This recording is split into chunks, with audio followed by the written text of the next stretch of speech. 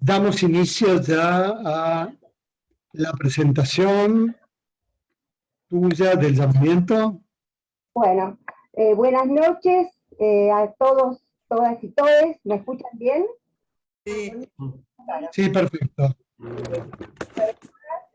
A todos los que nos acompañan desde hace más de 6 años y a los que están aquí también quiero agradecer la presencia de ustedes, por supuesto, y también de los invitados. Quisiera comentarles que esta va a ser la del año, que nos vamos a volver a encontrar el año que viene en otra espacio de debate del llamamiento argentino judío.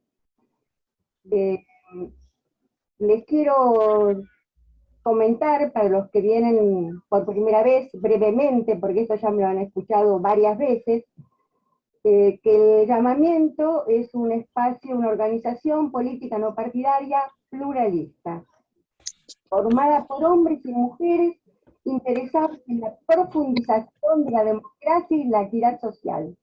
Nos une el compromiso con las tradiciones nacionales, populares y democráticas del país.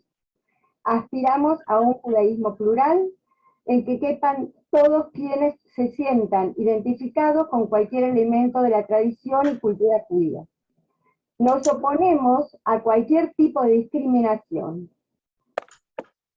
El funcionamiento del llamamiento se produce a través de numerosas comisiones, como inserción comunitaria, comisión jurídica, perspectiva de género, derechos humanos, comisión de jóvenes, cine debate que está dentro de la Comisión de Cultura y otras más. También emitimos periódicamente un boletín y se nos puede encontrar por nuestros canales de comunicación, Facebook, Twitter, Instagram, YouTube, o en nuestra página llamamientoargentino.net.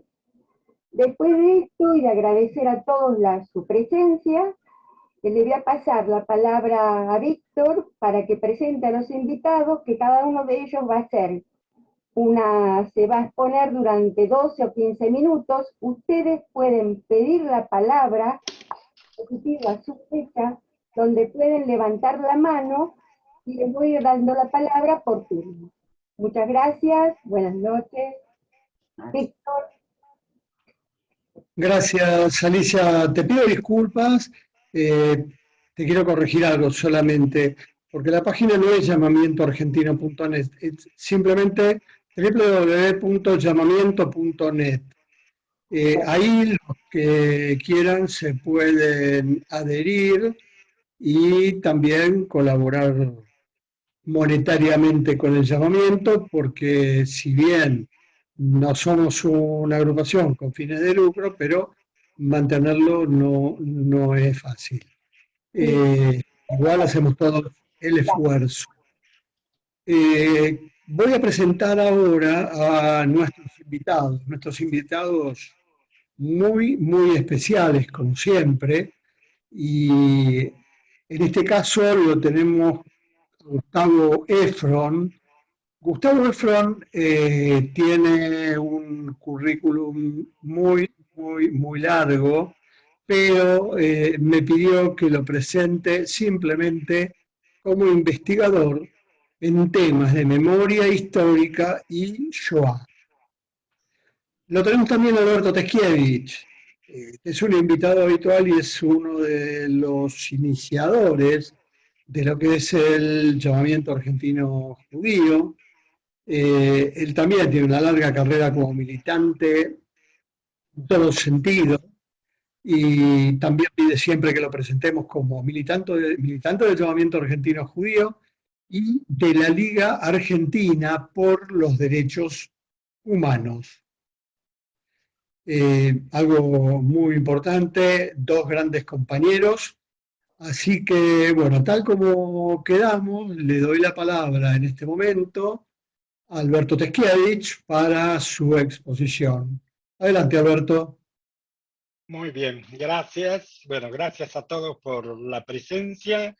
Gracias a Gustavo que nos acompañe hoy. La verdad que eso me da mucha satisfacción. Voy a empezar con algunos comentarios para los cinéfilos. Somos un grupo que se preocupa por el cine. Los críticos no fueron muy todos, no hubo una repercusión muy positiva de parte de los críticos respecto de la película. Muchos se preguntaron si no hubiera sido mejor hacer una obra de teatro, especialmente por esa extensísima escena. Hay una escena que dura 45 minutos, que es cuando la protagonista cuenta toda su historia. A mí esa escena realmente me emocionó mucho y me tuvo muy atrapado y realmente no sentí los 45 minutos. Pero realmente sí se siente como una cosa mucho más teatral que cinematográfica.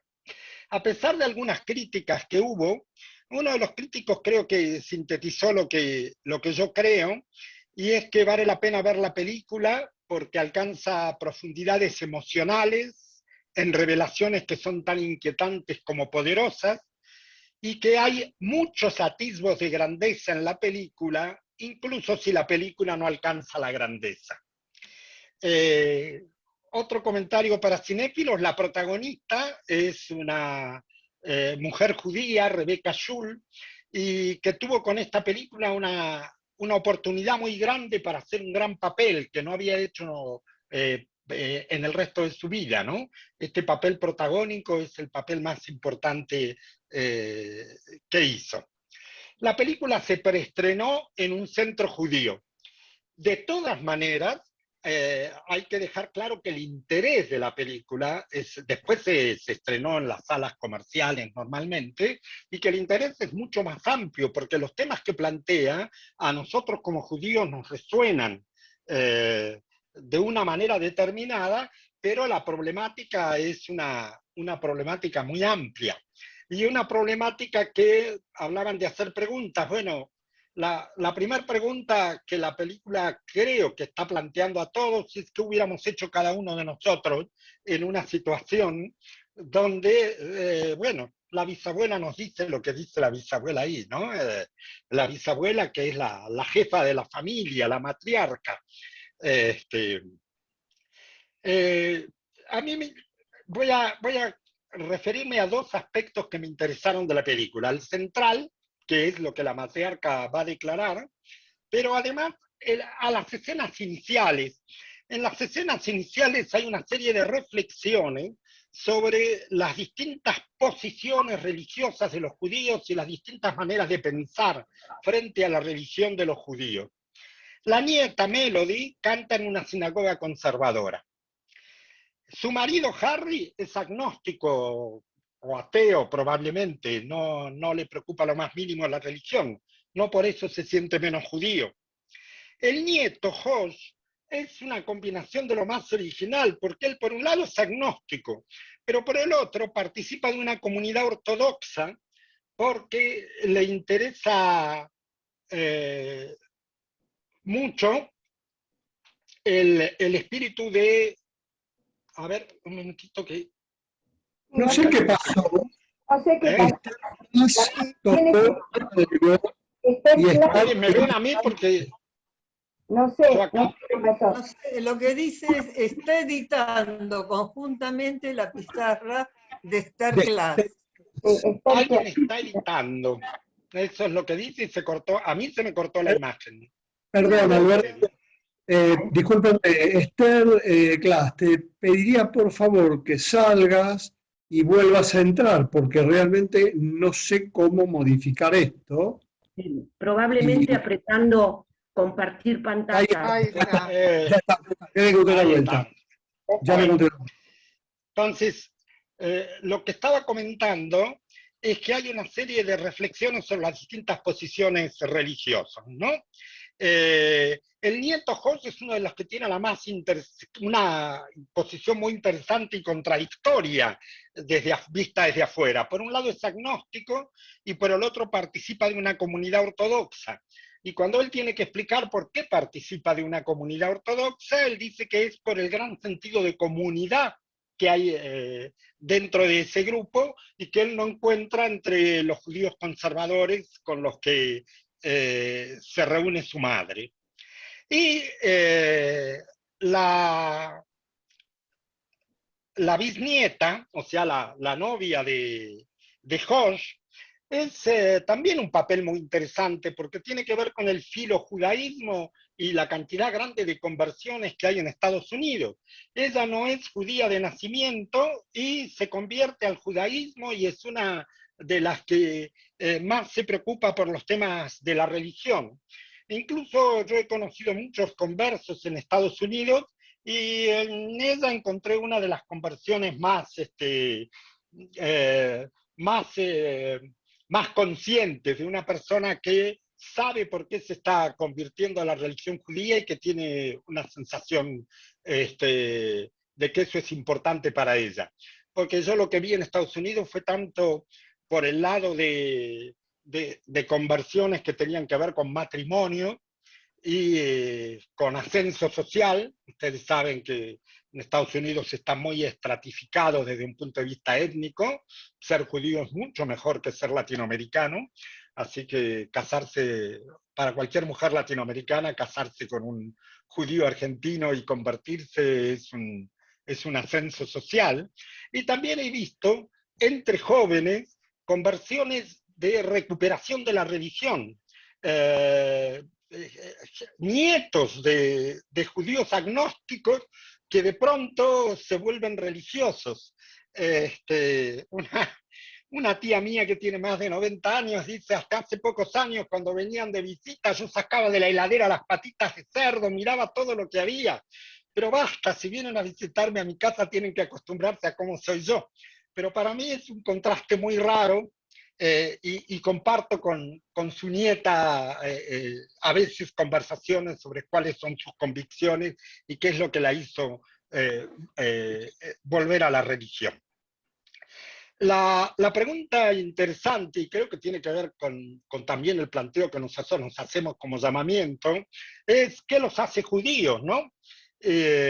Y bueno, nosotros lo hemos discutido mucho y en nuestro estatuto finalmente dijimos que se pueden asociar al llamamiento cualquiera que se autoconsidere judío porque no hay forma de encontrar una definición. Y es interesante en todos estos personajes qué es lo que los hace judíos a todos ellos, ¿no? Yendo al tema principal que tiene que ver con el nazismo y indirectamente con los discursos, o directamente con los discursos de odio, de los cuales hemos tenido todo un episodio esta semana importante. En el momento en que la familia está junto al agua, en ese lago, dicen una frase ritual, dicen que está vinculada, espero no equivocarme a qué, a la fiesta de Rosh Hashanah, y dicen, desechemos el pecado del engaño, para que no engañemos a nadie de palabra o de hecho, ni pretendamos ser lo que no somos. Eso lo dicen en hebreo y luego alguien lo explica para el conjunto de los presentes. Y esa frase me parece que es muy importante porque marca algo que es esencial a la película. En la película y en la historia ha habido engaño y ha habido pretensión de ser lo que no somos. Y fíjense que es interesante que el director haya resuelto que esto circule por la línea matrilineal. Las que no son judías son la bisabuela y la abuela que falleció, y por lo tanto toda la línea matrilineal está perdida, ¿no? Esto es muy interesante. Y la bisabuela, en el momento, en esa larga conversación de 45 minutos, aunque no deja en claro en ningún momento por qué ella es nazi, ¿no? Hay que tener en cuenta que yo estuve releyendo textos de aquella época para, para tener más claro, ¿no? Cómo era la argumentación, ¿no? Para, para el nazismo, los judíos y su instrumento, los marxistas en general, los socialdemócratas, los comunistas, son responsables de la derrota alemana en la Primera Guerra Mundial y de la decadencia de la raza alemana. Y es necesario eliminarlo para poder recuperar la pureza de la raza alemana, y esa es la esencia, porque están entre los principios fundamentales ideológicos del partido. Sin embargo, esta mujer que ha pasado toda su vida viviendo en un ambiente judío, que ha convivido, que su familia se siente profundamente judía, dice que lo que más lamenta es que los alemanes no hayan ganado la guerra. Dice que ella, o sea, que mantiene sus convicciones a pesar del medio y de la familia con la cual se ha desarrollado y la familia que ella misma desarrolló y por lo que vemos tiene un gran afecto. Es una contradicción fuerte que hay ahí. La única explicación que puede dar es soy historia, soy un fragmento suelto de la historia, pero insiste en reivindicar que lo que ella hubiera deseado es exactamente que Alemania ganara la guerra. Ahí está mezclado el tema de estos días anteayer estuvimos difundiendo algunas de las frases que se dicen en nuestro país al respecto. Yo encontré una frase de un educador americano que planteaba no todos los nazis eran malos y que enseñar que lo eran representaría adoctrinamiento. Y que quizás lo único que pasó es que estuvieron en el lugar equivocado, en el momento equivocado, y que quizás nosotros mismos, esto dice el educador americano, hubiéramos hecho lo mismo de encontrarnos en las circunstancias en que se encontraron ellos. O sea que también esto es una cuestión para reflexionar, cómo es que todavía este discurso, este hombre juega un papel importante en el sistema de educación en Indianápolis, cómo todavía este discurso, después de tantos años del fin de la guerra y con una, digamos, con una difusión muy grande de lo que significó el Holocausto y lo que significó en la práctica la aspiración de tener una raza alemana pura, tanto desde el punto de vista racial como desde el punto de vista de la salud de sus miembros, la práctica del deporte, etc. ¿Cómo después de lo que significó todo eso en cuanto a muerte, etcétera, se puede seguir sosteniendo que, bueno, no todos los nazis eran necesariamente malos? Y yo no me quiero extender mucho, pero este es uno de los temas que queda también para el director abierto a juicio del espectador, ¿no? Nosotros como judíos tenemos una velocidad de respuesta que no es naturalmente la de cualquiera que escucha ese tipo de expresiones, ¿no? Y finalmente hay otro problema, y es qué hacer con la responsabilidad de la familia frente a lo que acaban de escuchar. Eso es otro tema que es muy importante. La nieta Melody entra en un estado de angustia sin tener la más mínima idea de hacia dónde ir, ¿no? Se pregunta por qué su madre nunca le habló, nunca le contó, por qué nadie le dijo nada, y no tiene idea de qué es lo que va a hacer con toda la nueva información que está recibiendo.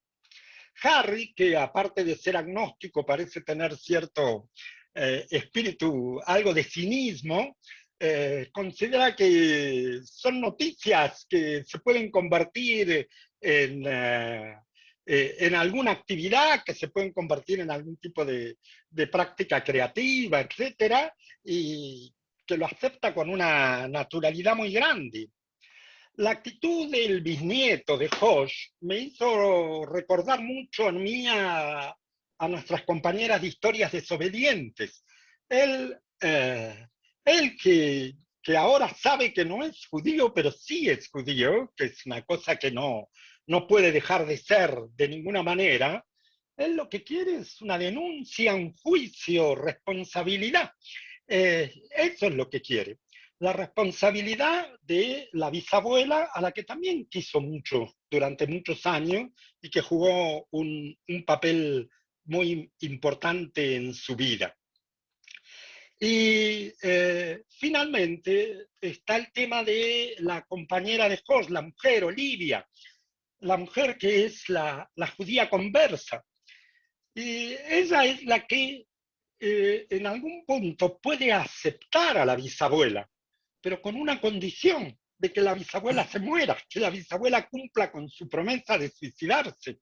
Eso no lo notamos desde el principio. Ella parece ser, bueno, la voy a acompañar, la voy a acompañar, la voy a acompañar, pero en el momento exacto en que la bisabuela dice, bueno, me arrepentí, no quiero morir, bueno, el director no lo muestra directamente, pero creo que nos queda claro que Olivia resuelve que ahí se tiene que terminar y la mata para cerrar, diciendo, bueno, ibas a suicidarte, te tenés que suicidar y esto tiene que terminarse aquí. Bueno, esos son los comentarios que quería hacer y estoy ansioso de escuchar a Gustavo con lo que nos pueda contar él. Gracias, Alberto, muchas gracias. Gracias, Alberto. Bueno, primero quiero agradecer a Víctor y bueno, a todos el llamamiento por haberme invitado. Es muy grato y un placer para mí estar acá. Aparte veo que son muchos amigos que se encuentran y hablan, así que es un clima de amigos, y eso me gusta. Bueno, primero le voy a contar lo que me pasó a mí viendo la película, ¿no? Por lo menos, digamos, cuál fue mi experiencia inicial y cómo se fue desarrollando un poquito el acontecimiento del ver cine, ¿no? Porque el cine es ante todo una experiencia, ¿no? Es ante todo una inmersión en un universo distinto, ¿no?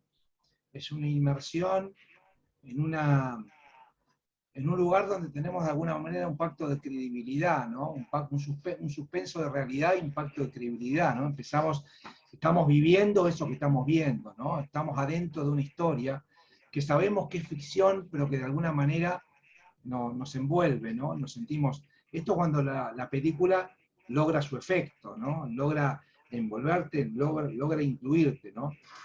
Y les voy a confesar que no es lo que me sucedió a mí al principio, digamos, ¿no?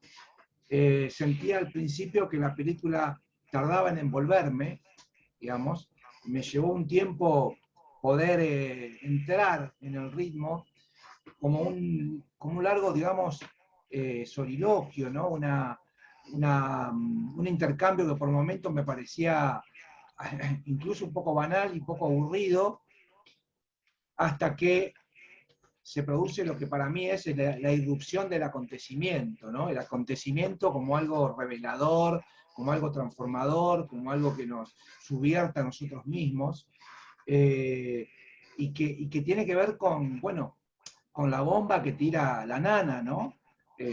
La nana tira la bomba y ahí cambia todo, y también cambia la voz de ella y cambia el relato y cambia la manera en la cual yo me sentí envuelto en la historia, ¿no? Ahí eso que parecía tan largo y tan monótono y tan charlas y charlas y charlas, era una narración que de alguna manera me permitía a mí corporizar esa historia, ¿no? Y entonces el efecto ahí estaba logrado, el efecto empezó a estar logrado, ¿no? Ese cambio, esa disrupción. Y yo lo primero que, tratando de hacer algunos apuntes, ¿no? sobre esto que me pasó a mí, y también sobre esto en relación a las maneras de percibir la historia y la memoria, y particularmente esta historia tan nuestra y tan universal a la vez, ¿no? Digamos, como es la historia de la Shoah. A mí lo que me parece, primero, que hay una fuerte contrastación entre lo que es la mirada individual y la mirada colectiva, ¿no? Que a veces la mirada individual y la mirada colectiva no siempre corren por el mismo carril, ¿no? Que no es posible mirar la historia colectiva a través de la experiencia individual, ¿no? Acá la nana mira la historia desde su experiencia, desde su relación con quien había acompañado, con quien le había salvado la vida, ¿no? No puede trasvasar esa experiencia, y desde ahí, digamos, carga de alguna manera una mirada, en algún punto cargada de romanticismo, ¿no? Que no logra, de todas maneras, a pesar de ese romanticismo, yo creo que no logra despolitizar el conflicto, ¿no? No logra despolitizar el conflicto, ¿no? Y cuando yo digo que no es posible mirar la historia colectiva desde la experiencia personal solamente, pienso que se la puede trasvasar, que se puede trasvasar la historia personal, pero que no se puede objetivizar la historia, ¿no? Esa historia personal no se la puede objetivizar.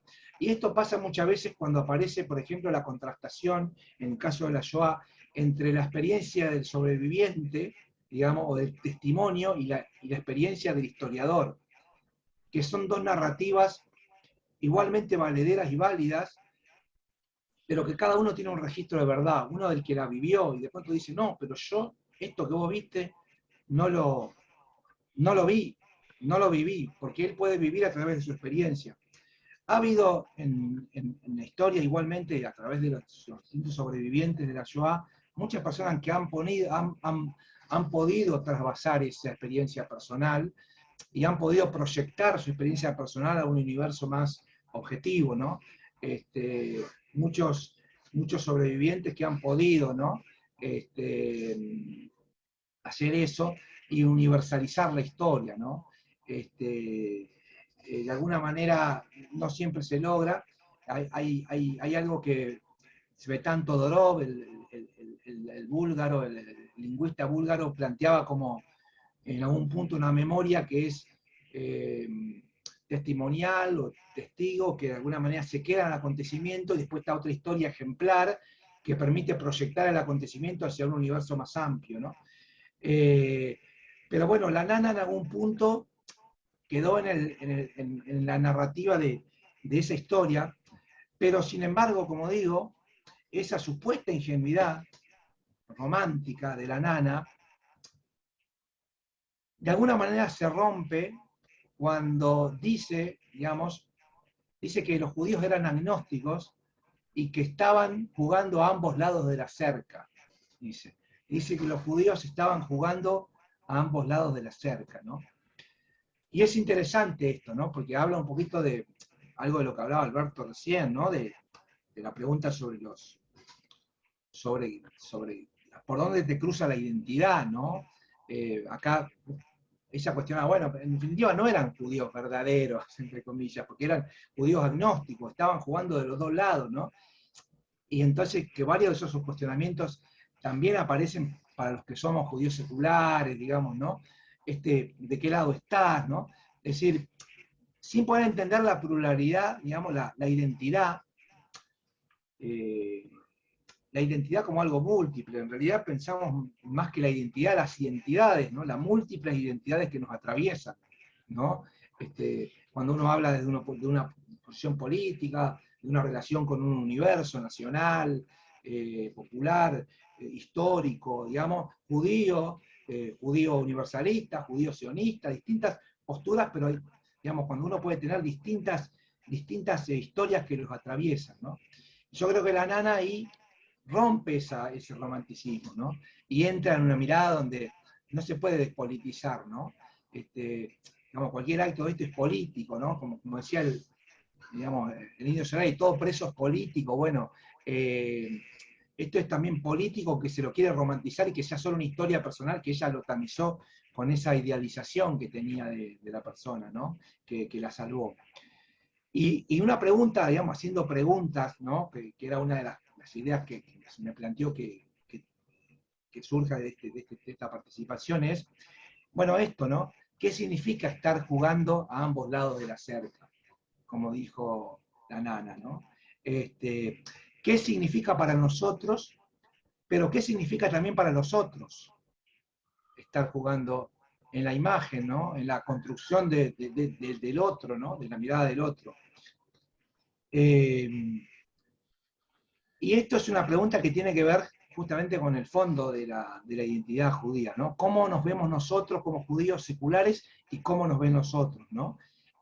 ¿Cómo se construye la otredad en otros casos, ¿no? ¿Desde qué tipo de pautas de identidad, pautas identitarias quedan, digamos, remarcadas o queda como un contraste, ¿no? A veces como una caricatura de, digamos, que marca, digamos, ciertos rasgos de manera mucho más marcada.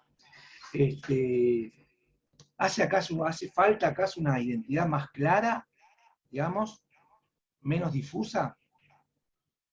Son preguntas que dejo ahí, ¿no? También la pregunta sobre identidad o identidades, ¿no? Si estamos hablando de identidad o de identidades, o si podemos hablar de identidades múltiples, plurales, que nos atraviesan, ¿no? ¿Y qué pasa con esta pregunta que hace la nana, o que surge de lo que dice la nana, ¿no? Y hay otro apunte que yo tomé respecto de lo que fui anotando, y es, en un momento el bisnieto, ¿no? Que es el que reacciona de manera más exacerbada, digamos, más dolorosa, en el medio de su catarsis, ¿no? Él dice, no se puede quemar lo que sabemos, ¿no? Él dice, no se puede quemar lo que sabemos. Él quisiera quemarlo, ¿no? Que la historia sea otra, ¿no? Pero no puede ignorarlo, ¿no? No puede ignorarlo, y este es el reservorio, digamos, tiene que ver con el reservorio de lo que sabemos, ¿no? Y la imposibilidad de volver atrás con lo que uno sabe, ¿no? El saber como acto irreversible, ¿no? Y esta familia supo ahora, en un momento determinado, en ese acontecimiento, digamos, disruptivo completamente de su historia, por fin supo lo que había sucedido, lo que estaba pasando, ¿no? Y entonces surge una pregunta que tiene que ver con, y que no es fácil, ¿no? Que tiene que ver con la distancia entre lo familiar y lo extraño, ¿no? ¿Cuáles son las diferencias y las distancias que hay entre lo que nos resulta familiar, entre lo propio y lo ajeno? Cuando lo familiar se vuelve extraño, ¿no? El monstruo en nosotros mismos, el extrañamiento. A mí me hace acordar a Gregorio Samsa, aquel personaje de Franz Kafka que se convirtió en un insecto y que de pronto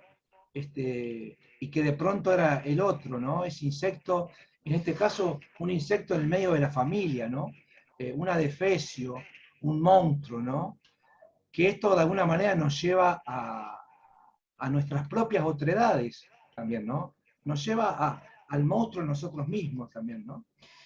Y esto es peligroso, porque bueno, acá yo vi que en el chat en un momento citaron la banalidad del mal, de Hannah Arendt, hubo toda una discusión justamente porque Hannah Arendt marcaba eso, la posibilidad de que el monstruo no sea solamente el otro malo, sino que también uno puede ser un monstruo, o que cualquiera puede ser un monstruo, y es un poco lo que también decía Alberto también, cuando habló recién sobre esta perspectiva del profesor estadounidense, ¿no? Respecto a esto. Y creo que es conflictiva esa pregunta, ¿no? Pero también son picazones que uno tiene, ¿no? O sea, porque sobre todo ahí se mezcla lo familiar y lo extraño, ¿no? Y ahí es una pregunta que queda picando.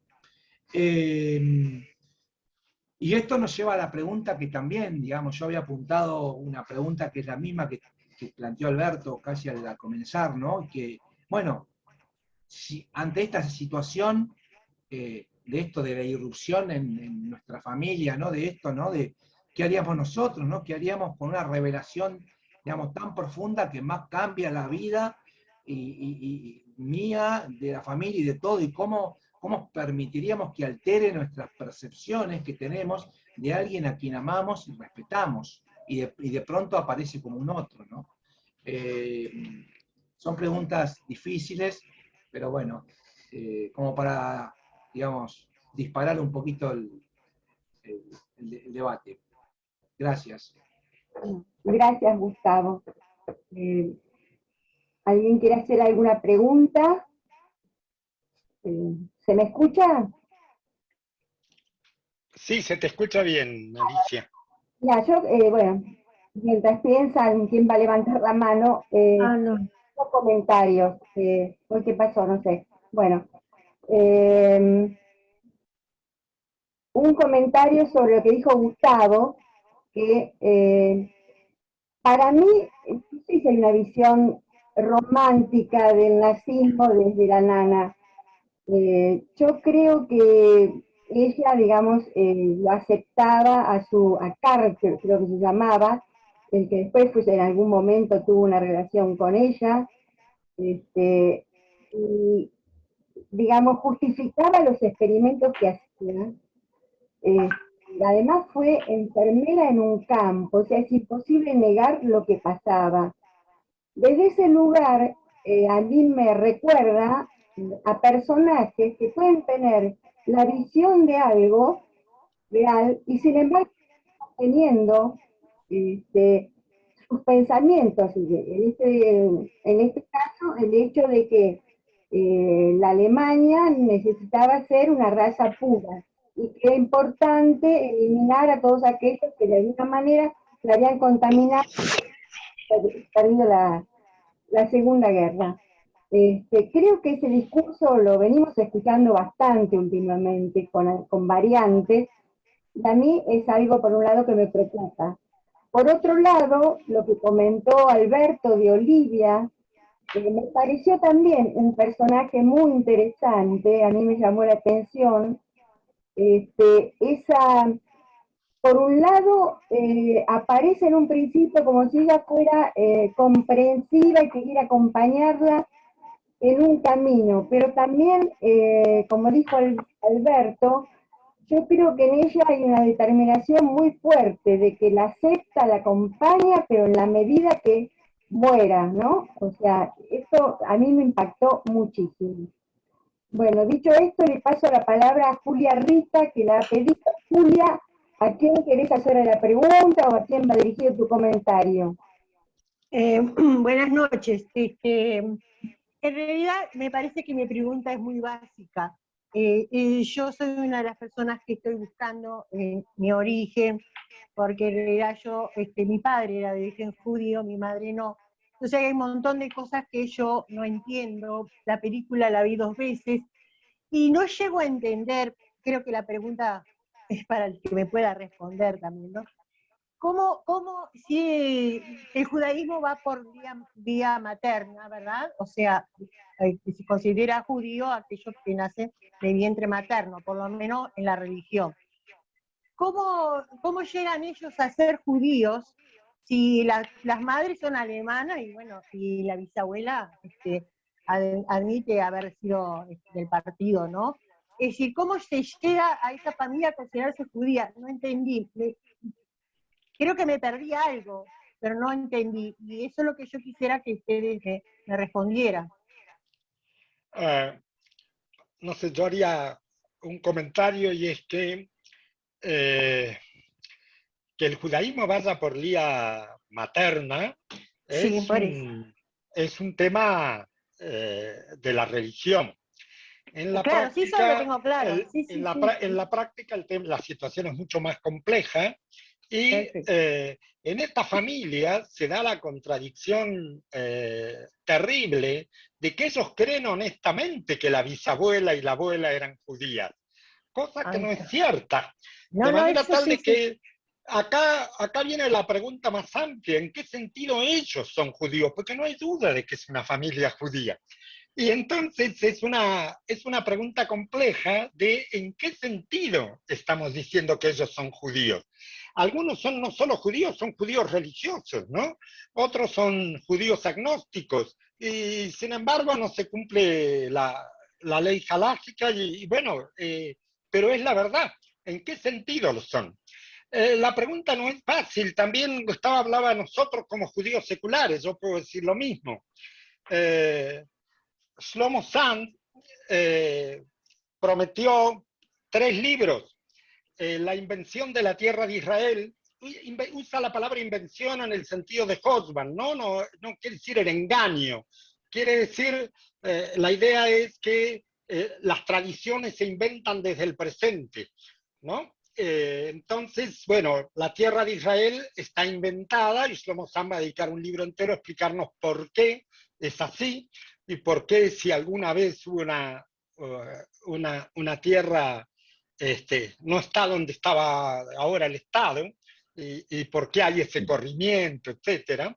Y un segundo libro es La invención del pueblo judío, y también Shlomo Sand va a profundizar mucho en eso, en qué sentido desde el presente hacia atrás, como todas las naciones y todos los pueblos, se construye un pueblo judío históricamente. Pero Shlomo Sand nos prometió un tercer libro, que es La invención del judío secular, y ese todavía no salió, porque creo que es una de las preguntas más difíciles y todos estamos esperando cuál es la respuesta de Shlomo Sand. Pero nosotros no tenemos una respuesta simple. ¿Qué quiere decir ser un judío secular? Otro comentario que quería hacer, porque por algo que leí por ahí sobre el antisemitismo en Shakespeare, etc., yo creo que hay que ser cuidadoso para entender la diferencia total entre un concepto de judeofobia y el concepto de antisemitismo. La propia palabra antisemitismo es relativamente reciente. El primero que la usó fue un periodista alemán, Guillermo Marr, William Marr, en 1879. Y él usó esa palabra para expresar de que el problema no era la religión judía, el problema era la etnia, la raza judía, el problema para los alemanes, ¿no? Y él introdujo ese concepto. Y Hitler también vuelve sobre esa misma idea. Hitler dice, no es tan simple, no se trata de la religión, sino eso se arreglaría tirando un poco de agua. Se refiere al bautismo cristiano, ¿no? Con esto quedaría resuelto. Igual, por más agua que tiren, arruinan a nuestra raza. O sea que la palabra exacta y que es difícil de traducir del alemán que utiliza los nazis es Volkisch, que deberíamos decir que quiere decir algo así como racista, ¿no? El concepto Volkisch del judío es un concepto étnico, no religioso. Y entonces tenemos que decir que desde que aparece el antisemitismo, que se llama a sí mismo antisemitismo, porque estaban muy orgullosos de serlo, tanto Hitler como ya desde tiempo antes, los discípulos de Marr, etc., hay un cambio, no es lo mismo que la judeofobia, ¿no? Hay un cambio ahí. Gracias, Alberto. ¿Algo más, Alberto? No. No, gracias, Alberto. Pani, ¿querías hablar? Pani. Sí, hola, buenas noches. Bueno, yo hace poco que participo, he estado en algunas reuniones, pero bueno, me animo a decir un par de cosas un poco inconexas, pero bueno, lo que me despertó la película.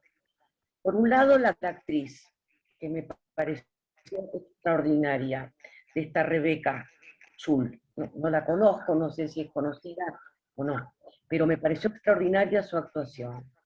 Una cosa que me hizo mal, que me fastidió mucho, me dio bronca con la película, es que me genere piedad sobre este personaje, por su historia tenebrosa por un lado, por lo simpática que era para hablar y contar, y la cosa tierna que también transmitía, y las barbaries que a su vez decían.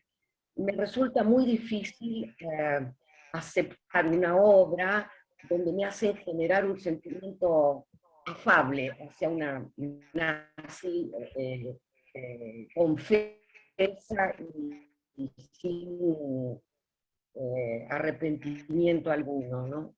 Y con respecto a la cosa matrilineal, no soy experta, pero en algunas conferencias que tuve de judaísmo laico, negaron esta cuestión, o no está aparentemente en la Torá escrito taxativamente que el judaísmo viene por línea materna.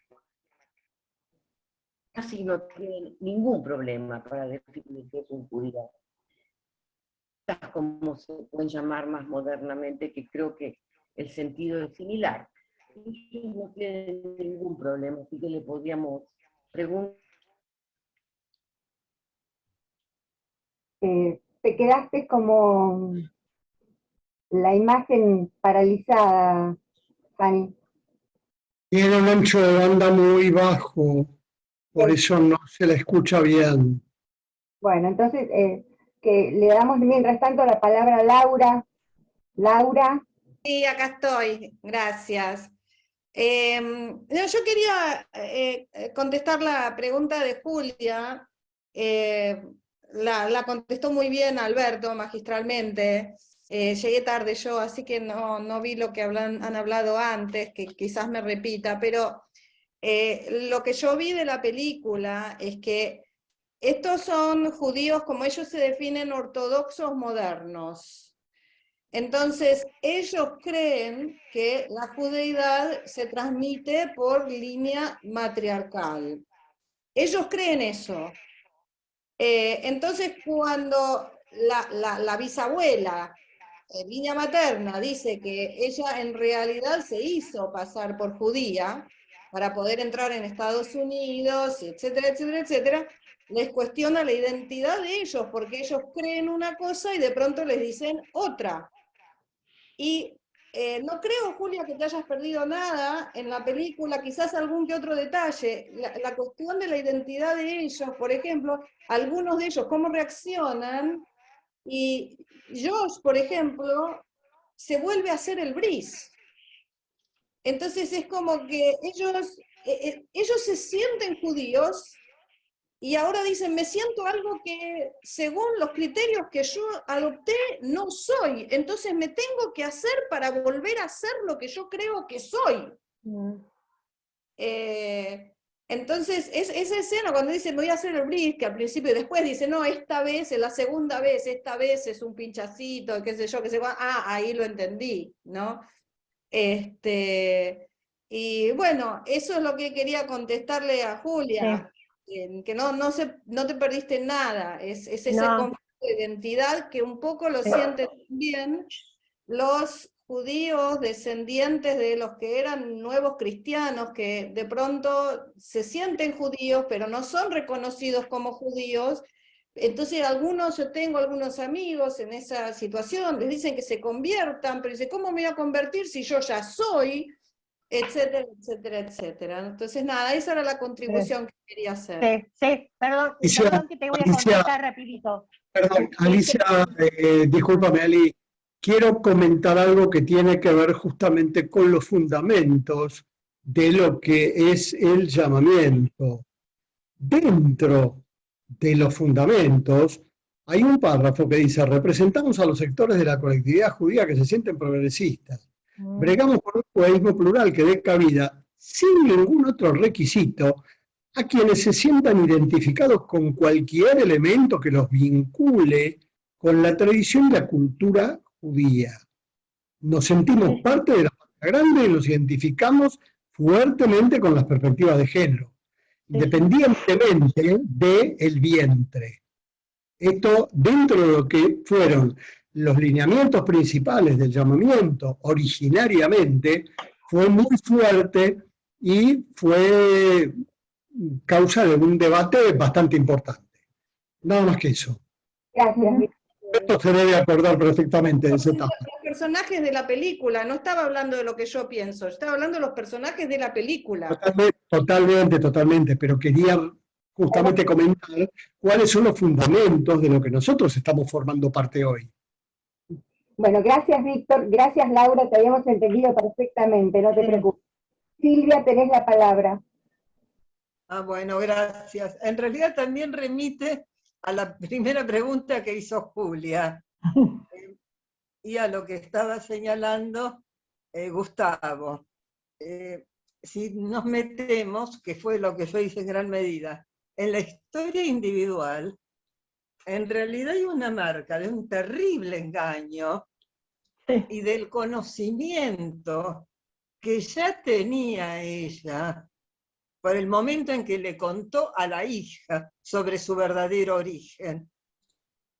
De ahí que yo realmente no pueda tener la menor simpatía, sino todo lo contrario, porque ella, que había mentido y había educado a los hijos en el judaísmo, al cual aborrecía, y seguía siendo partidaria del partido nazi, porque ella dice, soy del partido, y elogia al Tercer Reich, pero ella no se hace cargo de que, bueno, ella optó por el judaísmo porque era la forma de sobrevivir.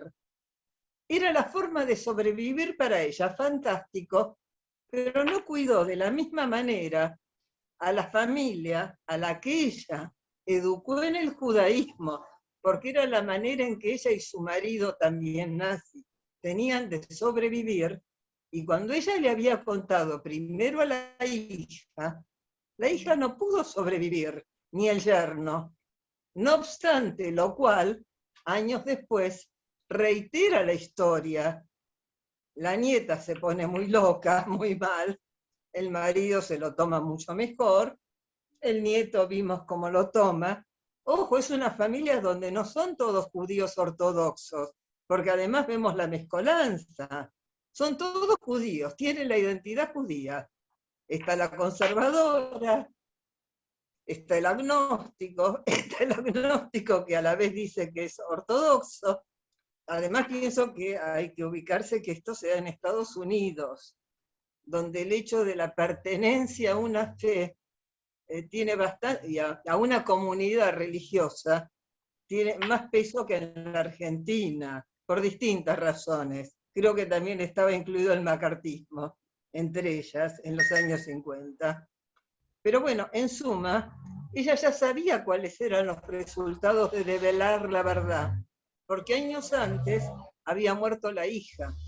Por eso me parece muy perverso lo que termina haciendo al develar la verdad. Eso fue lo que yo sentí. Nada más. Gracias, Silvia. Juan Carlos, tenés la palabra. Tenés silenciado el micrófono. Gracias. Buenas noches. Yo trabajo en el campo de la filosofía y me gustaría ofrecer muy brevemente la inquietud sobre esto de los conceptos de etnia, raza y nación como construcciones histórico-ideológicas hechas por personas, generalmente por las clases dominantes, para dividir a la humanidad, al género humano. No existe ningún tipo de fundamento científico para hablar de etnia, raza o nación. Estoy de acuerdo. Es falsa conciencia, digamos. Cuando digo concepto ideológico, estoy hablando desde Marx como inversión de la realidad o falsa conciencia, como mentira. Gracias. Gracias, Juan Carlos. ¿Quiere agregar Alberto o Gustavo? ¿Quieren agregar algo más? Respecto de tu último. ¿Sí? pues, digamos, tenemos que entrar en un debate sobre el materialismo histórico y demás. Bueno, no tanto, no tanto. Gustavo, no te sientas reprimido, podés ir a donde quieras. Bueno, con sus límites. Digamos, tema sobre todo, bueno, esto que dice Juan Carlos, ¿no? El tema de etnia, raza y nación, bueno, yo tomaría básicamente de los tres, centraría en el concepto de raza, ¿no? Que además, como dijo Alberto, esta semana tuvimos un episodio casi, digamos, dantesco, diciéndolo, digamos, de manera agradable, respecto, bueno, el concepto de raza era muy, muy habitual en lo que era la década del 30, ¿no? O sea, en esa época, en la década del 30, todos hablaban de raza, digamos, y estaba todo lo que era la idea de, por ejemplo, la misma idea de que una raza condiciona la forma de pensar, ¿no? La criminología y demás, estudió los mismos judíos recogían en ese momento la idea de raza, ¿no? Todo era de hecho, yo tuve acceso, por ejemplo, a la tesis de doctorado de Salvador Allende, de medicina, donde Salvador Allende, no podía ser caracterizado ni de fascista ni de nada, y sin embargo en su tesis él planteaba el higienismo, digamos, toda la época del higienismo, el higienismo social, ¿no?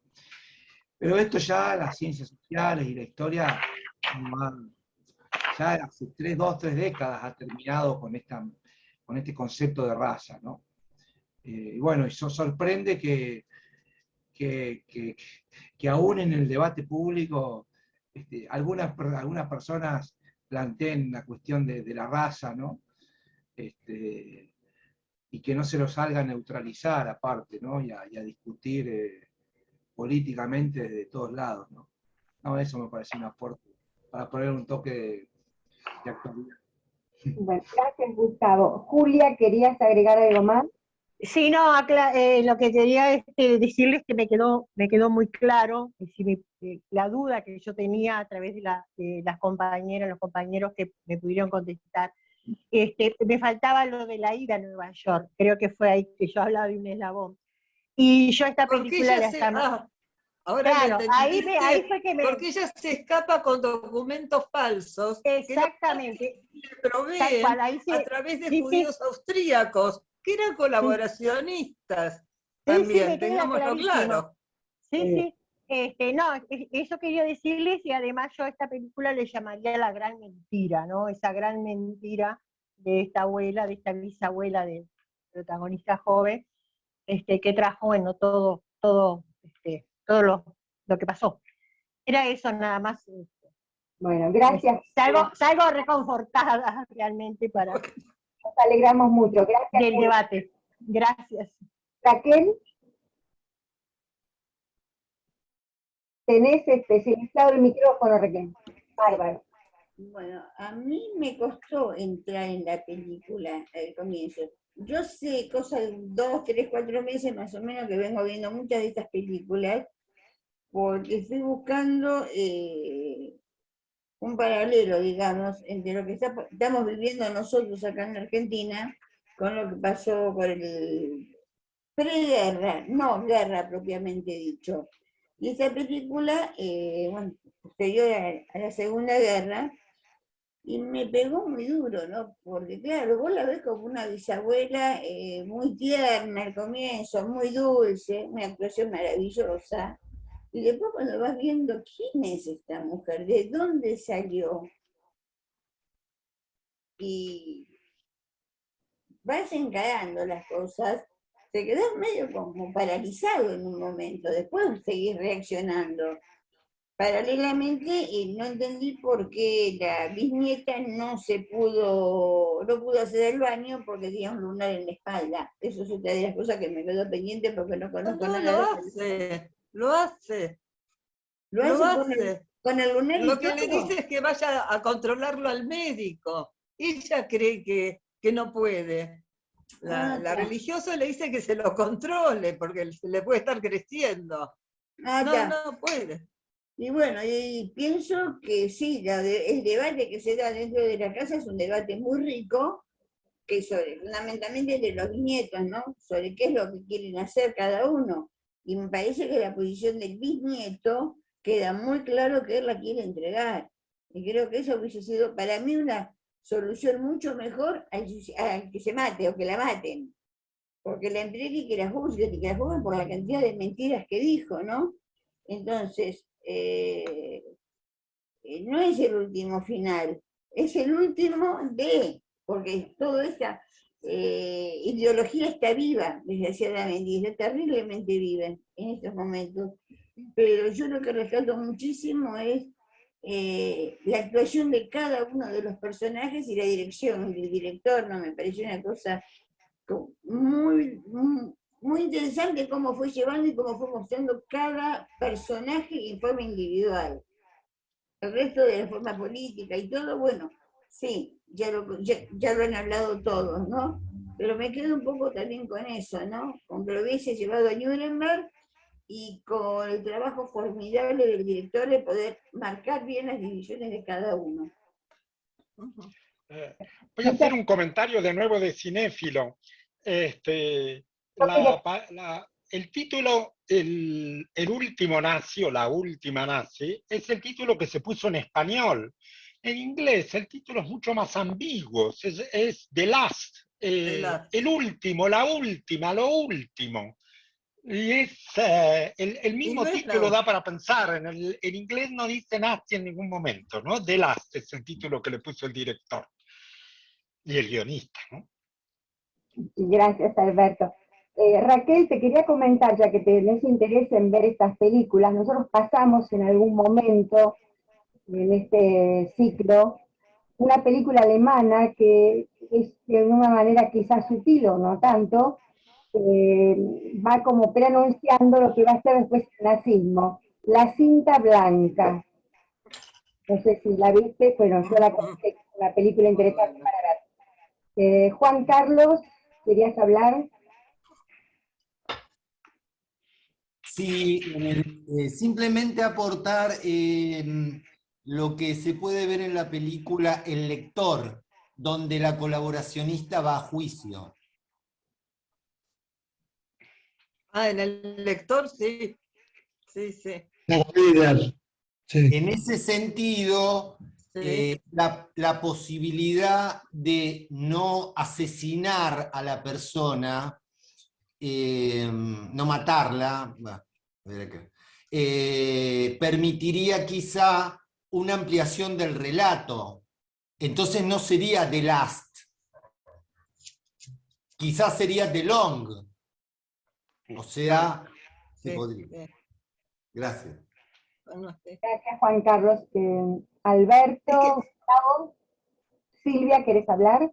No, lo único que quería decir es que en realidad yo creo que la nieta, la nieta política, digamos, la mata porque ya no aguanta más el grado de psicopatía de la mina, que a último momento dice que quiere matar.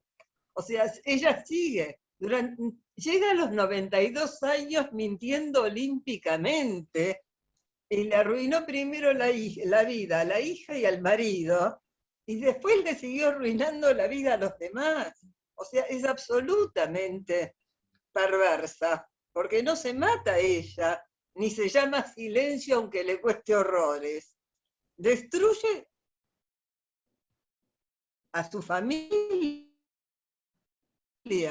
a aquellos a quienes ella, me parece muy perverso, perdón. No, nada más, prometo no hablar. No, Silvia, está bien, gracias. No, sí, totalmente de acuerdo, porque el pretexto de ella es ese cáncer terminal y que comenta cuál es su propósito. Ese es el pretexto que tiene, entre comillas, para contar todo lo que cuenta. Sí. Y también el hecho de haber tomado una decisión, arrepentirse, y la chiquita no se bancó que volviera atrás y hizo una especie de justicia divina. Cumplimos con tu deseo primitivo. De esta manera tenés que terminar, porque de esta manera vamos a limpiar un poco la familia, porque todos somos judíos por vos, que no sos judía. Perdón, yo creo que la nieta... Y una cosa que quería agregar, que también hay casos que son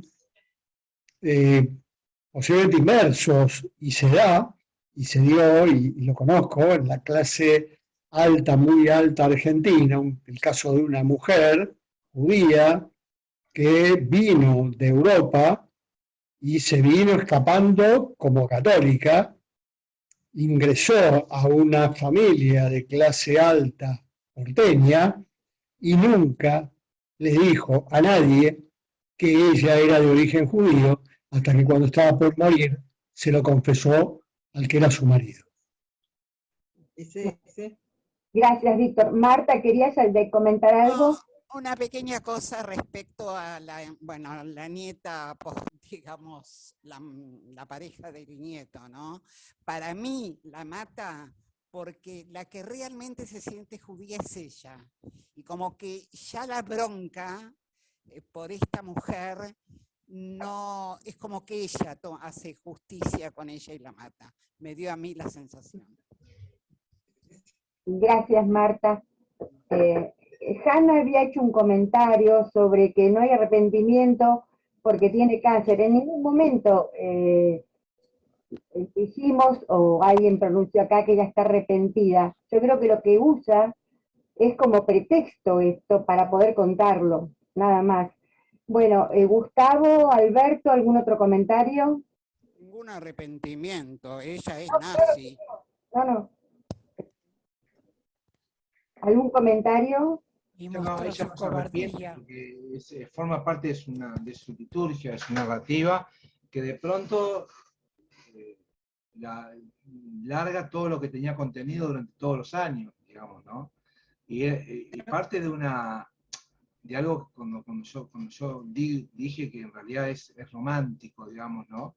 Es en la narrativa que ella se construye sobre sí mismo y su relación, digamos, y que en realidad no es nada romántico, más bien es político, ¿no? Es político y es ideológico y es de una ideología, digamos, tremendamente perversa, como se ha dicho acá, tamizada por una historia personal, por una historia individual, por un amor, digamos, pero que en realidad en el fondo tiene que ver con la manera en que ella va atravesando un poco su historia con esto que de pronto aparece al final, ¿no? Y bueno, y cómo termina rompiendo y dando a la familia, digamos, que ella en teoría quiere, ¿no? Porque la pregunta es, ¿por qué lo cuenta? ¿No? ¿Por qué lo cuenta? Si lo ocultó siempre, ¿por qué lo cuenta al final de su vida? Pero es que no lo ocultó siempre. Se lo dijo a la hija años antes. La hija no se animó a decirle a sus descendientes. Se enfermó, le contó al marido, ambos mueren, porque ninguno de ellos se anima a contar ese horror. Y ella, viendo y sabiendo ese horror, no obstante lo cual, años después reitera. Por eso digo que es absolutamente perversa. La mentira le permite a ella llegar a los 92 años, pero los mata jóvenes a los demás, o lo intenta. Gracias, Silvia. Juan Carlos. No. Me generó mucha bronca el personaje. Personalmente, perversa. Juan Carlos, tu micrófono. Sí, me parecía interesante en algún momento volver a la idea de identidad o de identidades. Ya David Hume, un filósofo escocés del siglo XVIII, cuestionaba fuertemente la idea de que había un yo. esto de la identidad sería como una especie de fábula o construcción que permite que una persona o una comunidad cohesione elementos que están dispersos en su ser interior, etc. Recomiendo enfáticamente, recomiendo la lectura de 2 textos de Marcelo Persia, el psicoanalista argentino, que está en la Facultad de Psicología de la UBA, en la cátedra de Ana María Fernández de Teoría y Técnica de Grupos. Uno se llama Una subjetividad que se inventa, y el otro se llama Sujeto fabulado. Y habla de esto. Gracias, Carlos. Después, si querés, podés escribirlo en el chat para el que quiera. Gracias, Juan Carlos. Liliana, ¿querías hablar? Tu micrófono está silenciado. Hola, buenas noches a todos. Buenas noches. Bueno, ¿qué tal? Gracias por la oportunidad de participar. Para mí la película fue, me turbó. Yo soy psicóloga, entonces en relación a cuestiones vinculadas a la construcción subjetiva, bueno, muchas cosas, pero una así cortita es cómo es posible construir una familia en el amor sosteniendo durante 50 años una mentira identitaria que falsea toda la intervención, digamos, amorosa, afectiva y constructiva que esta bisabuela tuvo con su familia a lo largo de todos esos años. Tanto es así que bisnieto la recibe con mucho amor. Y una cuestión en relación a lo que la compañera traía, no, creo que es Silvia, sobre la cuestión de la perversión. Yo creo que ella cuenta, antes de intentar, digamos, ese suicidio asistido, la verdad, y lo consigue contar porque hay algo en relación a esa estructura perversa que se sostiene a lo largo de todas esas décadas, desde que ella cuenta cómo ella asistió, digamos, durante la Segunda Guerra, asistió y trabajó al lado de los médicos de la SS con las mujeres judías en el campo. Yo creo que hay algo ahí que permite comprender cómo ella sostiene eso siniestro y esa mentira constitutiva a lo largo de toda su vida, y esa palabra que ella coloca al final de decir la verdad, solo para mí, no sé, por eso me gustaría escucharlos, a mí lo que me parece que ella hace es reivindicar su lugar en el partido, en la SS, su forma de mirar. Ella en un momento dice los judíos, ¿no? Siempre los judíos, cuando está en la playa contándoles la verdad a sus nietos. Hay algo ahí que se mantiene incólume durante toda su vida y que prevalece en el momento que ella decide, digamos, ese suicidio. Y la segunda cosa que me parece es que creo que la única que podía matarla, entre comillas, ¿no? Tirarla ahí por el balcón a esta bisabuela, es esta nieta que no tiene vínculo histórico en su constitución identitaria, porque no tiene vínculo, viene de otra familia, una familia cristiana, ella se convierte.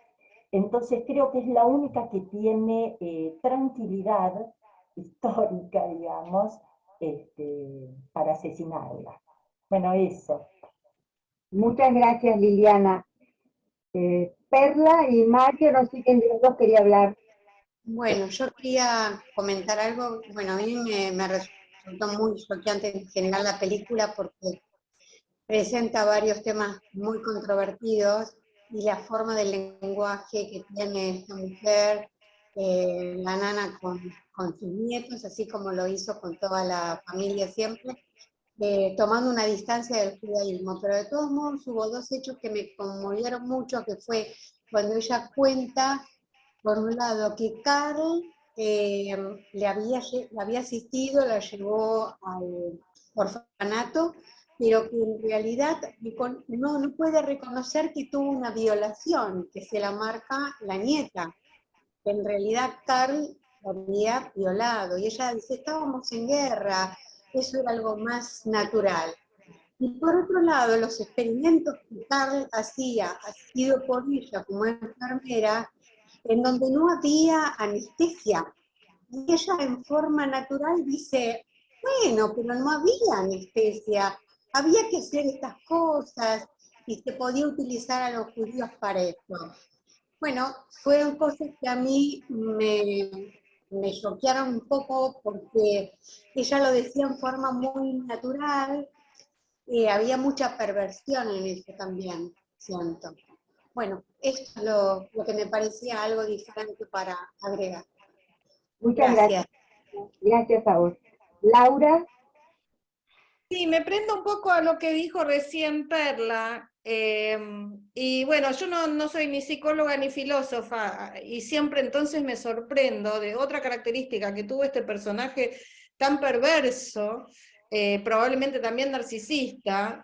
Repito, si me equivoco en las palabras, corríjame porque no es mi área, pero como recién Perla decía, que ella colaboraba con estos experimentos donde no había anestesia, y con lo macabro, más que, aún si fuera con anestesia, lo macabro de toda esa, de ser parte de semejante barbaridad. Y esta persona, sin embargo, reconoce el dolor solamente cuando es propio, porque ella dice que ella quiere el suicidio asistido porque no quiere tener ni un día de dolor. Entonces el dolor solo existe, o la tragedia, o el drama, o el sufrimiento, solo existe cuando es propio. No reconozco al otro como persona, de ahí hablo de narcisismo, entonces, por lo tanto, el otro no tiene dolor, el dolor en el otro no existe. Y las aberraciones que hice sin anestesia, porque bueno, no había recursos en la guerra, pero no hay dolor en el otro, ¿no? Y siempre, cada vez que veo a estos personajes, me sorprendo y me alarmo, y bueno, otra faceta más de la perversión y la maldad, y quizás narcisismo también de este monstruo. Eso quería aportar, nada más. Muchas gracias, Laura. Bueno, estamos llegando casi al final. Si alguna otra persona quiere decir algo. El único comentario que voy a hacer es, ¿por qué cuenta todo? Esa es una pregunta que nos hacemos todos y yo tengo mi respuesta. Ella no quiso nunca que se pierda esa historia. Ahora la hija está muerta, ella va a morir, y esa historia de la que ella no se arrepiente se va a perder. Entonces ella le transmite a los bisnietos la historia de la que ella no se arrepiente, que eso es lo impactante de la película. Y transmite la historia para que la historia se sostenga, para que alguien sepa y pueda a su vez transmitir a otros que esto fue, y que esto es lo que ella fue, un pedazo de la historia, y que eso es lo que son las cosas que a ella le pasaron. Este es una cosa muy, muy seria, ¿no? Porque no hay ningún arrepentimiento, como no lo hay. Yo por eso mencionaba también el tema de Josh y nuestros amigos de Historias Desobedientes, ¿no? Hijos que se enfrentan a sus padres, que de ninguna manera están arrepentidos de nada, y que pueden defender las cosas que han hecho en nuestro país, ¿no? Gracias, Alberto. Carmen, no sé, en algún momento Carmen aparece la mano y desaparece. No sé si Carmen quería hacer algún comentario antes de darle la palabra a Gustavo. Sí, quería comentar que la verdad que la película me abrumó terriblemente, precisamente por lo que acaba de decir Alberto, por esa falta de arrepentimiento, y coincido con Liliana. ¿Cómo se puede construir una familia con un vínculo supuestamente amoroso? Porque uno tiene que llegar a la conclusión que es supuestamente amoroso mediante el engaño, ¿no?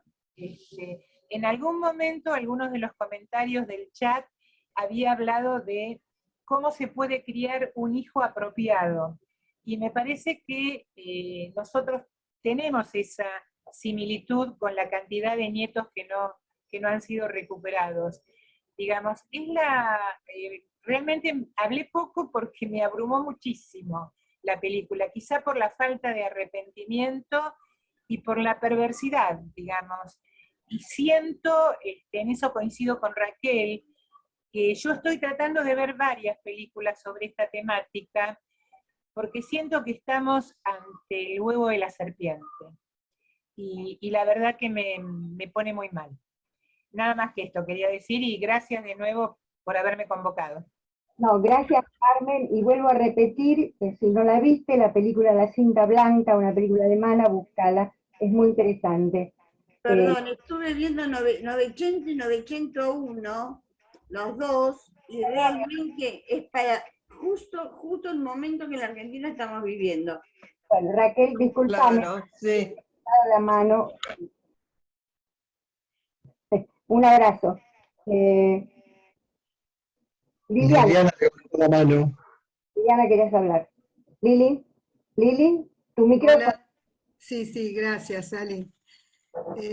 Bueno, a mí me resultó muy abrumadora también la película. La primera pregunta que yo me hago es cómo se puede sostener durante 70 años un secreto de esta naturaleza.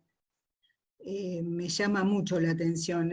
Yo la verdad que no me percaté, lo vi como pregunta, el hecho de la nieta preguntarle a la madre si vos sabías frente a la tumba, no me quedó como confirmación. Puede ser que tenga razón Silvia y que realmente se lo hubiera dicho. Yo me quedé con la idea de que ella sostuvo toda su vida, desde que llegó a Estados Unidos, con la creación de esta familia judía, su secreto. Respecto de por qué lo dice, también es una pregunta. Se me ocurre que si ella se sigue sintiendo profundamente nazi, afiliada al partido, y no se arrepiente de nada, y ella dice, ustedes siempre los judíos como las víctimas, ¿no? Nosotros las mujeres violadas alemanas que se desangraban, qué sé yo, esa defensa, ¿no? Como el dolor únicamente para este grupo, el grupo nazi, ¿no? Quedaba del lado de los alemanes el dolor para ella. Bueno, esto de ver que se puede no usar anestesia con los experimentos practicados en las mujeres judías y ella no quiere sentir dolor, es una condición bien psicópata, ¿no? El otro no existe, ¿no? Y no hay empatía. A mí me parece que esto de decirlo es también, como decía Alberto, para que esta verdad suya no se pierda, y también, tal vez, a riesgo, como un último acto de odio hacia los judíos. Incluso con la familia que ella formó, ¿no? Pero este juego de sombras y luces, digamos, la luz estaría supuestamente, ¿no? En el hecho de que creó amorosamente hasta ese momento una familia judía que la quería, que no sabía nada y que creía en esta familia, en este origen, en ella misma, la trataban amorosamente, bueno. Era la matriarca, como alguien dijo. Ella destruye eso, porque ella también, al estar cerca de su final, se reivindica como nazi. Y esto de decirlo tiene un poco para mí que ver con eso, ¿no? Como una reafirmación y como un acto de odio. Bueno, estas preguntas más que nada, ¿no? No tengo nada. Gracias.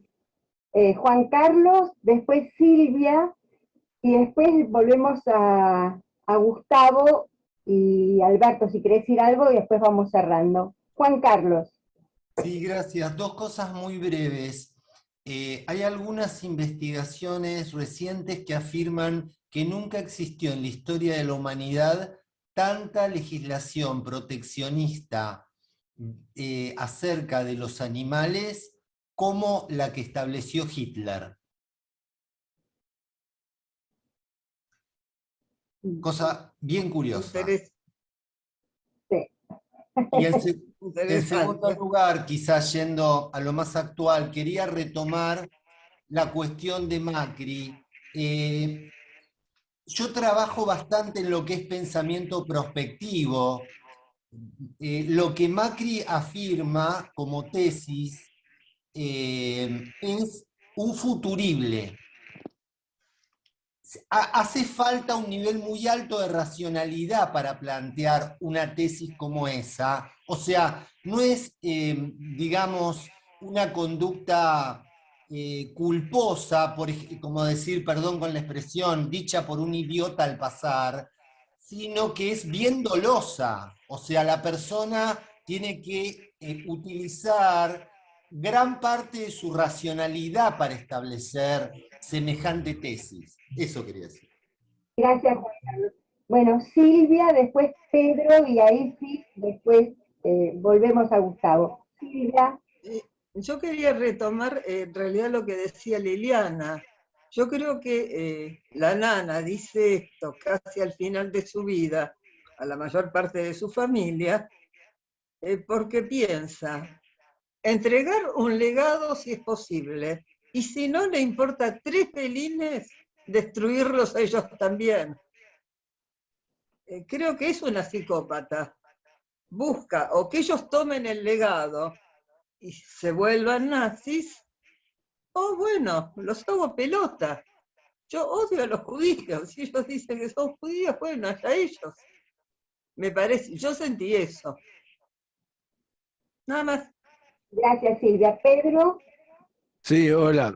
Bueno, yo no soy ni psicólogo ni filósofo, soy ingeniero.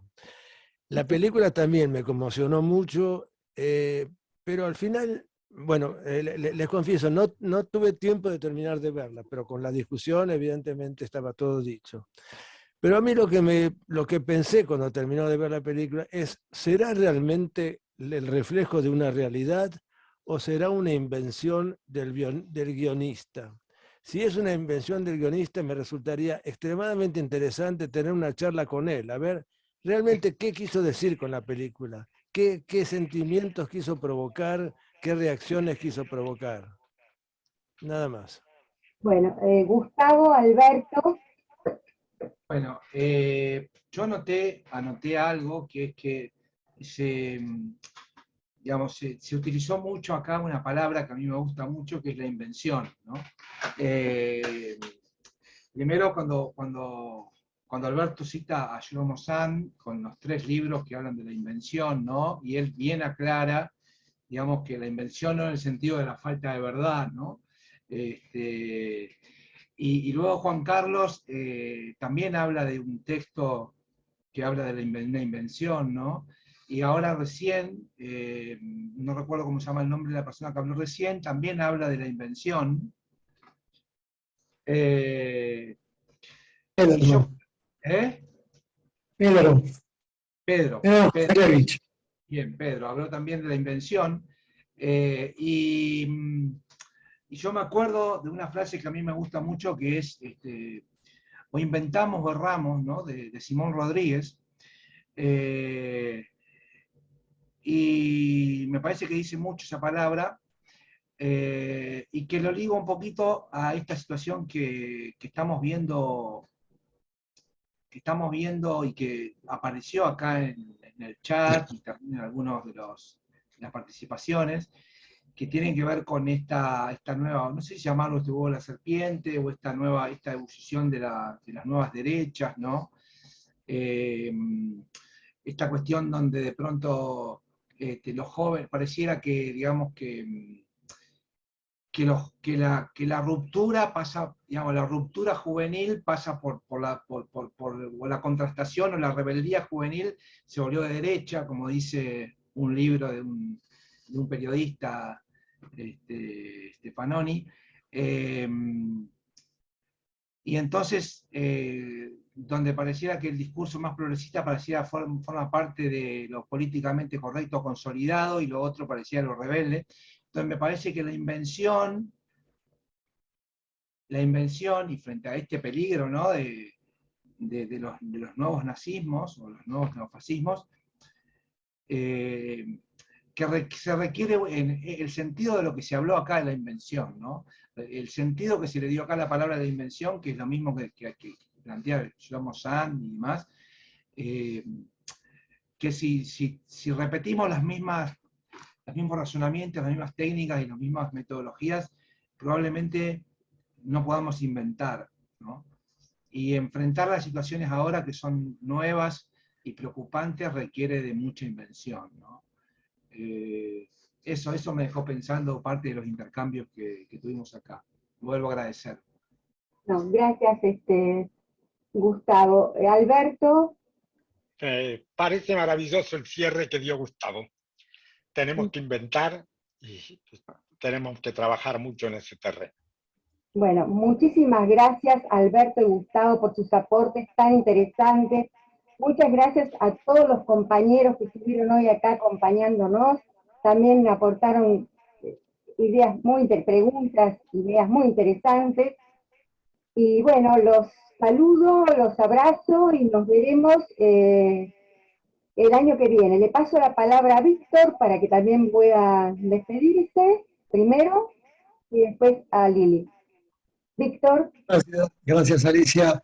Bueno, sí, la verdad les agradezco infinitamente a Alberto y a Gustavo por sus exposiciones y también a toda la gente que participó por las ganas que le ponen, por la pasión que le ponen, por las explicaciones que nos dan y que cada día que pasa y cada función aprendemos un poco más de todos ustedes. Yo lo que quería también era compartir un poco mi visión con respecto a lo de esta mujer, porque a mí me parece, y me dio la sensación cuando vi la película, que lo que todos llaman perversión, para ella es un acto de amor. Y eso es un acto de amor al nazismo, a sus ideas, y que no puede dejar que mueran. Esta es la sensación que a mí me dio. Y bueno, les agradezco nuevamente a todos. Los esperamos nuevamente el próximo año con otras películas que, como alguna vez alguien me dijo, nunca una de Disney. Y no, nunca. Creo que tenemos que seguir nutriéndonos de todo esto que nos duele, que nos lastima, pero que hace que la memoria no se pierda. Y es muy importante que sigamos manteniéndola. Más que nada en esta época donde estamos viviendo atrocidades terribles, como un ecuatoriano que llega a decir que Hitler es un tipo espectacular. Nada más. Gracias a todos. Bueno, gracias Víctor. Gracias a todos, muy lindo. Buenas noches. Gracias. Hasta la próxima. Se vayan que la escuchamos. Los vamos a extrañar. Este es un ciclo excelente. Quiero dejar, por favor, que me escuchen esto. Los vamos a extrañar. A esta Comisión de Cultura los vamos a extrañar muchísimo. Gracias por estar. Muchas gracias a todos. Gracias.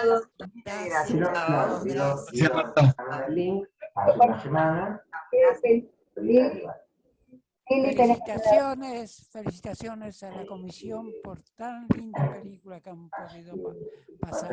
Nos vemos el año que viene. ¿Cuánto va a faltar? Gracias, Oski. Un beso grande a todos. Muy viola, ¿no? Cuando me dice, digo, ¿cómo? ¿Un viernes a la noche? Bueno, Fernando Fay, por favor, apaga tu micrófono. Fernando Fay, apaga tu micrófono. Pero de todas maneras... Lili, ¿querías decir algo? Sí, en realidad no me dieron tiempo. Quería invitarlos a la charla de Daniel, ¿cómo era? Schwerblin. Sí. A ver. Schmerkin. Schmerkin. Sí, Schmerkin. Schmerkin, sí, perdón, sobre el crecimiento de la extrema derecha en Francia y en Europa. Se trata de un escritor periodista exiliado durante la última dictadura militar, después de pasar años en la cárcel. Va a ser muy interesante el miércoles 30 a las 18:30. Gracias, Lili. Gracias, Lili. Besos a todos. Besos a todos, fue un gustazo. Besos a todos. Nos vamos a extrañar. Sí, Chao. nos vamos a extrañar todos. Sí, abrazos. Sí. Nosotros también. Abrazos para Abrazos. todos. Y que todos nos reencontremos el año Nos que reencontremos el año que viene. Sí, muy bien. Este verano vamos a tratar de preparar varias películas para el año que viene. viene. Muy bien. Besos, chicos, besos y abrazos. Gracias, gracias.